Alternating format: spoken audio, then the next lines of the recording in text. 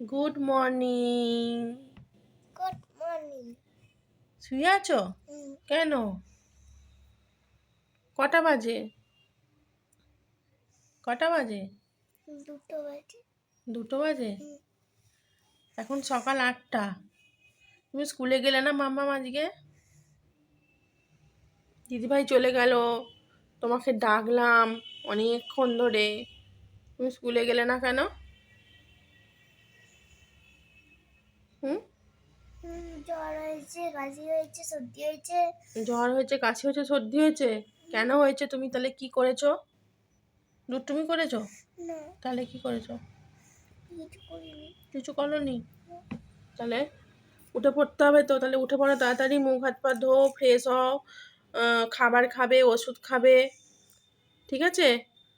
উঠে পড়ো, শুয়ে থাকতে নেই, ঠিক আছে? বিছানা তুলবো, উঠে পড়ো, ছপাছপ করে উঠে পড়ো, উঠে পড়ে মুখ হাত পা ধুয়ে নাও, ঠিক আছে? চলো। Hello friend, good morning, welcome back to my channel. আশা করছি তোমরা সকলে খুব ভালো রয়েছো, সুস্থ রয়েছো। তো আমার নতুন আরও একটি ব্লগে তোমাদেরকে অনেক স্বাগত জানাচ্ছি। সকাল সকাল আজকের ভিডিওটা স্টার্ট করলাম। তো মনটা একদমই সকাল থেকে ভালো নেই, মেয়েটার প্রচণ্ড পরিমাণে শরীরটা অসুস্থ হয়েছে, জ্বরও উঠে গিয়েছিল পরে। তো ওই জন্য মনটার মধ্যে ভীষণ একটা খচখচানি ভাব তৈরি হয়েছে যে হঠাৎ করে শীত পড়তে না পড়তেই আবার রোগ এসে মানে উপস্থিত হলো। এই জ্বরটা তো এখন যাকে ধরবে তো বেশ কয়েকদিন তার সঙ্গেই অ্যাটাচ থাকবে। তো সেই জন্য না মনটার মধ্যে খুব অস্বস্তি হচ্ছে। স্কুলটা অফ হয়ে গেল, কি ভাগ্যিস একটা দিন আগে পরীক্ষাটা শেষ হয়েছে, নাহলে পরীক্ষাও হয়তো অফ হয়ে যেত। ওই করে হাঁপিয়ালিয়ে একটা পরীক্ষা অফ হয়ে গিয়েছিল, পার্সেন্টেজ কমে গিয়েছিল নাম্বারের। তো এই যা। আর এপাশে ঘরের কাজ বলতে ওই যে বিছানা এখনও তোলা হয়নি, তো বিছানাটা তুলবো। দেখো বিছানাটা খুব পরিমাণে নোংরা হয়ে রয়েছে। নোংরা বলতে কি, আমি একাই থাকি এখন ঘরে, এই বিছানাটা খুব কমই ইউজ হয়। ওই বিছানাটাতে সবাই মিলে থাকা হয়, তো পাশের ঘরের বিছানাটাতে তো যেহেতু ঠান্ডা পড়ে গেছে তাই। আর এপাশে দেখো মেয়েকে কোলে করে নিয়ে যেতে হচ্ছে ব্রাশ করতে। তো ঘুম থেকে ওঠা মাত্রই ওকে সবসময় বায়না যে আমাকে কোলে নাও, কোলে নাও, কোলে নাও। তো ওকে একটু কোলে নিয়ে নিলাম, কোলে নিয়ে ওকে ব্রাশটা করার জন্য ব্রাশ টাশগুলো রেডি করে দিলাম। তারপরে এই পাশে আমি চাও বসিয়েছি। তো সকালের চা খাওয়া হবে এখন। একবার করে হয়ে গেছে, আর একবার করে হবে। মানু, মানু, ব্রাশটা করো। আমার ব্রাশ হয়ে গেছে। ব্রাশটা করে দুধটা নিয়ে আসো। আচ্ছা আচ্ছা, দুধটা নিয়ে আসো, ব্রাশটা করে নিয়ে দুধটা নিয়ে আসবে। গরম জল করে দিচ্ছি, যাও।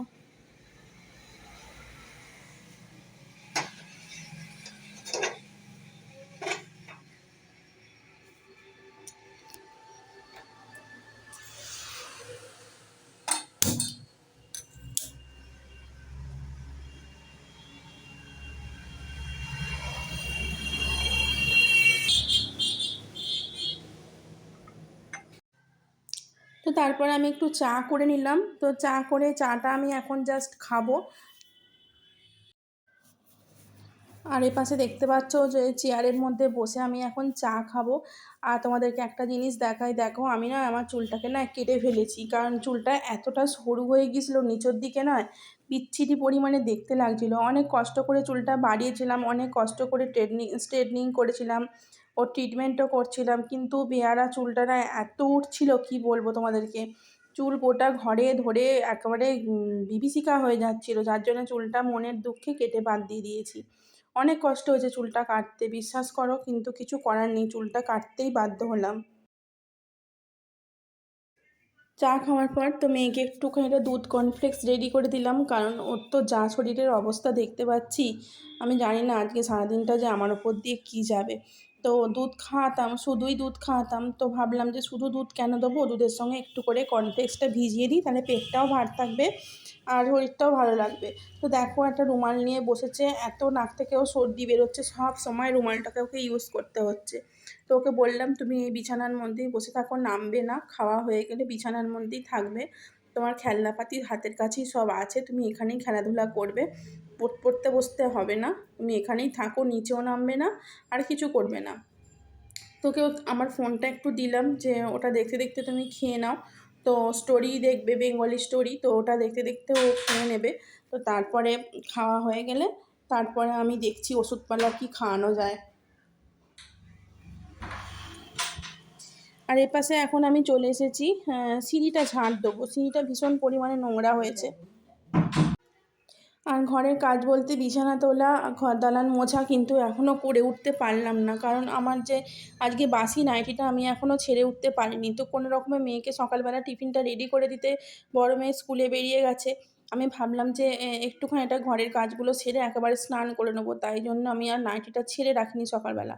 তো ওই জন্য ভাবলাম যে ঘরের কাজটা পরে রান্না করতে করতে করে নেবো। এখন আমি আপাতত সিঁড়িটা ঝাঁট দিয়ে স্নানটা করে পুজোটা আগে দিয়ে দিই, তাহলে আমার অনেকটা নিশ্চিন্ত। আর আমি কাজটাও খুব শান্তি করে করতে পারবো। যতক্ষণ না বাসি জিনিসটা, নাইটি বা বাসি কাপড়টা ছাড়া হয় না, মনের মধ্যে একটা প্যানিক তৈরি হয়। তো বন্ধুরা, স্নানটা কমপ্লিট করে চলে এলাম একেবারে সোজা ঠাকুর ঘরে ঠাকুর পুজো করতে। তো এখন আমি ঠাকুরের বাসনগুলো একটুখানিটা পিতাম্বরী দিয়ে মেজে নেবো, অনেকদিন মাজা হয়নি। তো দেখো এই যে ঠাকুরের আসনটা, ঠিক আছে। তো এখনো ওই বাসি ফুল ছড়াবো, এত গাড়ি যায়, বাসি ফুল ছড়াবো। তারপরে ঠাকুরের এই থালা আর গ্লাসগুলো একটুখানিটা মেজে নেবো, ঘটিটাও মাজবো, মেজে নিয়ে ঠাকুরকে জল দিয়ে তারপরে নিচে গিয়ে দোকানেও দিতে হবে ঠাকুরকে জল, তারপরে জলখাবারের ব্যবস্থা করব। যতই কাজ করে থাকি না কেন সংসারে, তো পুজোটা যতক্ষণ না করতে পারছি মনের মধ্যে একটা আলাদাই অস্বস্তি একটা কাজ করে। তো এই যে সংসারের ক্ষেত্রে কখন কি কাজ পড়ে যায় বলা যায় না। তো সেই জন্য পুজোটা কম বেশি সময়টা অনেকটাই হয়তো কোনো সময় তাড়াতাড়ি করে হয়ে যায়, কোনো সময় দেরি হয়ে যায়। তো আমি কোন তাড়াতাড়ি করে রাখাটাই চেষ্টা করি। তো এখন আমি দেখো খুব সুন্দর করে ঠাকুরের পুজোটা দিয়ে নিচ্ছি, তারপরে আমি নিচে যাব। তো এপাশে পুজো দেওয়া আমার টোটালি কমপ্লিট হয়ে গেল, দেখতেই পাচ্ছ। আর এইখানে দেখো এই ফুলগুলো কী ফুল বলো তো? এই ফুলগুলো হচ্ছে আমাদের গাছে হয়েছে, মানে মায়ের গাছে হয়েছে। তো এই ফুলগুলো হচ্ছে যে স্থলপদ্ম ফুল, ঠিক আছে। তো এই ফুলগুলো এখন যত সূর্যের আলোটা প্রখর হবে তত এই ফুলের কালারটা চেঞ্জ হতে থাকবে। তো সাদার থেকে ফুলটা পুরো গোলাপিতে পরিণত হয়ে যাবে আর পদ্ম ফুলের আকার ধারণ করে নেবে। তো এই গেল আমার ঠাকুর পুজো। তারপরে এখানে দেখো শীতের কিছু জিনিস, অল্প কিছু জিনিস কেচে মিলে দেওয়া হয়েছে। তো মেয়ের স্কুলের ব্লেজার, তারপরে ছোটো মেয়ের সোয়েটার, টুপি, এগুলোকে কেচে মেলে দিলাম। মেলে দিলাম বলতে পিসি কেচে দিয়েছিল, আমি মেলে দিয়েছি। তারপরে এগুলো দেখো ফুল ড্রেস সব কাচা হয়ে গেছে। কিছু জামা কাপড় আবার সেটের নিচেটায় দিয়েছিলাম। তো যাই হোক, বেশিক্ষণ লাগবে না শুকনো হতে, অল্প একটুখানিটা রোদ পেলেই শুকনো হয়ে যাবে। আর আজকে রোদটা প্রচণ্ড কড়া, ভীষণ কড়া রোদ। ওপর থেকে নিচে এসে এখন এবার সকলে মিলে জলখাবারটা খেয়ে নেবো, ঠিক আছে। আর ঘড়িতে এখন প্রায় 10টা মতন বাজে। তো পেটে সবার খাবার জন্য খিদেটা চুঁচু করছে, আমি খাবার দেবার অপেক্ষায়। ছোটো মেয়ের তো খাবার খাওয়া হয়ে গেছে, এবার শুধু আমরা 3জন খাবো, বাবা, আমি আর তোমাদের দাদা 3জন মিলে খাবো।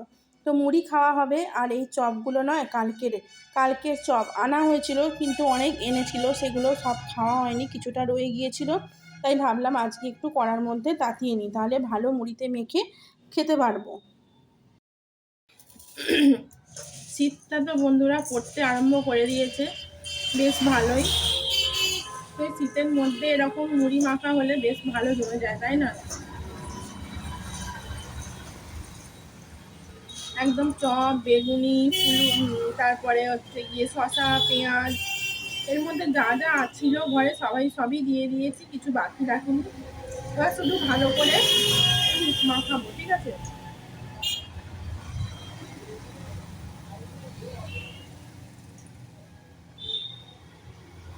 বেগুনিগুলো দেখে নিলাম, কিছু হয়নি, অসুবিধে কিছু নেই, সবই ভালো আছে, যেহেতু ঠান্ডার দিন না, চপ বেগুনি সবই ভালো আছে।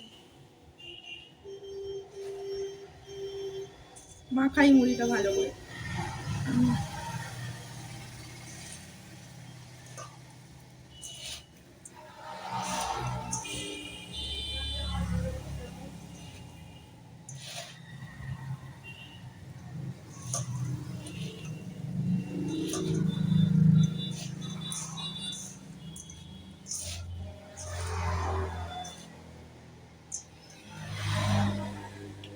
দেখো বন্ধুরা,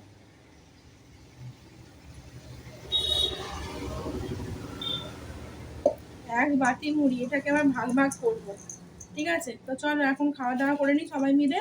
তো তারপরে রান্না বান্নার ব্যবস্থা করতে হবে, তারই মাঝে এই ঘরটা পরিষ্কার করতে হবে। দুটো কাজই একসঙ্গে করব, রান্নাও করবো পাশে ঘরটাও মুছে নেবো। ঠিক আছে, মেয়েকে ওষুধ খাওয়াবো, সব রকম কাজই আমাকে একা হাতে করতে হবে। তো চলো তাড়াতাড়ি করে ঝটাপট করে খাওয়ার কাজটা কমপ্লিট করে নিই। তো বন্ধুরা, জলখাবারকে সোজা চলে এলাম একদম রান্নার কাজে। তো একদণ্ড দেরি করিনি, জলখাবার খাওয়া হলো, চা খাওয়া হলো, তারপর ফ্রিজ থেকে মাছ বার করে নিয়ে আসলাম। এই মাছগুলোও কালকের আনা ছিল। তো সমস্ত মাছগুলোর এখন জলে ঠান্ডাটা ছাড়তে দিয়েছি। আছে কিছু মোরলা মাছ আর তার সঙ্গে আছে কিছু তারই মাছ। তো এই মাছগুলো সব কালকের জ্যান্ত মাছ, কালকে রান্না করিনি। কালকে আমার মাছ কেনা ছিল বলে কালকের মাছটা কালকেই রান্না করেছিলাম। আর এগুলো রেখে দিয়েছিলাম আজকে হবে। তো এগুলো এখন বাছা ধোয়া করব, তারপরে চলে এলাম সোজা রান্নাঘরে। তো রান্না বসিয়ে দিয়েছি। তো মা তো ঘর থেকে ভাতটা করে আনে কাঠের জালে। অনেক জ্বালন রয়েছে, অনেক জ্বালন রয়েছে। তো মা বলল যে আমি কাঠের জালে বসে বসে ভাতটা রান্না করব, আর তুই পাশে ডাল তরকারি এগুলো সব রান্না করবি। আমি ঠিক আছে, তুমি কাঠের জালে ভাতটা করে নিও ঘরে। তো মা ওখান থেকে ঘর থেকে ভাতটা করে নিয়ে আসবে, আর আমি এখানে তরকারিগুলো করছি। তো আজকে কী কী রান্না করছি জানো? আজকে রান্না করছি উচ্ছে দিয়ে, আলু দিয়ে, বেগুন দিয়ে চচ্চড়ি। তারপরে করব পটল দিয়ে, আলু দিয়ে একটা নিরামিষ তরকারি, আদা জিরে টমেটো দিয়ে। আর মুসুর ডাল, আর হচ্ছে গিয়ে মাছের ঝাল। এই 4টে আইটেম আমি রান্না করব এখন। ঠিক আছে, তো সব রকম কেটে কুটেই একেবারে রান্নার জোগাড় করতে বসিয়ে দিয়েছি রান্না করতে। তো প্রথমে আমি তরকারিটা করছি, চচ্চড়িটা, উচ্ছের চচ্চড়িটা করছি। উচ্ছের চচ্চড়িটা করে ঢেলে রাখবো, তারপরে এপাশে পটলটা তুলবো। ঠিক আছে, তো একটা একটা করে রান্না করতে থাকবো আমি ওপাশে। আর 12টা সাড়ে 12টার মধ্যে হয়তো রান্নাটাও কমপ্লিট হয়ে যাবে। তারপরে মেয়েকে লেবু পাতা তুলে লেবু পাতার জল করবো, স্নান করাবো, এই কাজগুলো আছে। ওকে একটু স্নান টানগুলো করাতে হবে। ঠিক আছে, তো চান করিয়ে ভাত খাওয়াবো। জানো তো, চান করার পর ভীষণ পরিমাণে ওর জ্বর উঠে গিয়েছিল। মানে এতটা জ্বর উঠে গিয়েছিল, ও ভাতটাও খেতে পারেনি। তো ভীষণ মনের মধ্যে টেনশান কাজ করছিল যে একটা অস্বস্তি কাজ করে। জানো তো, সন্তানের কিছু হলে যেন মা বাবার জীবনটা বেরিয়ে যায়, বিশেষ করে মায়েদের জীবনটা যেন বেরিয়েই যায়। আমার তো তাই হয়। তো যাই হোক, তরকারিটা এখানে কমপ্লিট করলাম আর ঢেলেও রাখলাম। তো এবার আরেকটা রান্না বসাবো, আরেকটা তরকারি বসাবো। তো তারপরে ডালটাও সাঁতলাবো, এগুলো করবো। অনেকটাই দেরি হবে এখনও মনে হয়। যা রান্না আছে 1 ঘন্টার মতন লাগবে। খুব একটা তাড়াতাড়ি করলে তাড়াতাড়ি করতেও পারবো না। আর আমাদের একটু পঞ্চব্যঞ্জন না হলে সবাই কেউ ভাত খেতে পারে না। যে একটা তরকারি ডাল ভাত করবো তা হবে না, অনেকগুলো করে করতে হবে। তো বন্ধুরা, সবাইকে গুড ইভিনিং। তো সন্ধেবেলা চলে এলাম একবারে তোমাদের সামনে। তো দুপুরবেলার ভিডিও আর কিছু ছিল না দেওয়ার মতন। যা তরকারি ডাল ভাত হয়েছে ওটাই সবাই আমরা খেয়েছি। তারপরে ঘুম থেকে উঠে সোজা চলে গিয়েছিলাম মেয়ের জন্য পুজো দিতে মা কালীর কাছে। তো আমাদের কালীবাড়ি তো জাগ্রত মা আছে। তো সেখানে পুজো দিয়ে ফেরার পথে ওদের জন্য নিয়ে আসলাম ফুচকা। তো ওরা প্রচণ্ড পরিমাণে বায়না করেছিল যে ফুচকা খাবে। কিন্তু যেখান থেকে আজকে ফুচকা কিনি সেখান থেকে আজকে কিনতে পারিনি, অন্য দোকান থেকে ফুচকা কিনে নিয়ে এসেছি। জানি না কীরকম টেস্ট হবে, বলতে পারছি না। তো বড় মেয়ে ও চুরমুর খাচ্ছে আর ছোটো মেয়ে খাচ্ছে ফুচকা। তোমাদের দাদাকেও বেশ কয়েকটা দিয়েছি। তো এই নিয়ে সন্ধ্যেটা আমরা কাটালাম। তো যাই হোক, আজকে সারাদিনটা এভাবেই কাটলো, আর ভিডিওটা তোমাদের সঙ্গে শেয়ারও করলাম। কেমন লাগলো অবশ্যই তোমাদের কমেন্টে লিখে জানিও। তো ভালো লাগলে ভিডিওটিতে লাইক দিও, পাশে থেকো বন্ধুরা। আর তোমাদের সাপোর্ট আমার খুব খুব খুব প্রয়োজন। তো চলো, এভাবেই আমাকে সাপোর্ট করো, ভালোবাসো। আর আমার ভিডিও দেখার জন্য তোমাদেরকে অনেক ধন্যবাদ। ঠিক আছে, দেখা হচ্ছে আগামীকাল আর পরবর্তী ভিডিওতে। ততক্ষণ তোমরা ভালো থেকো, সুস্থ থেকো। সবাইকে টাটা, গুড নাইট, সি ইউ।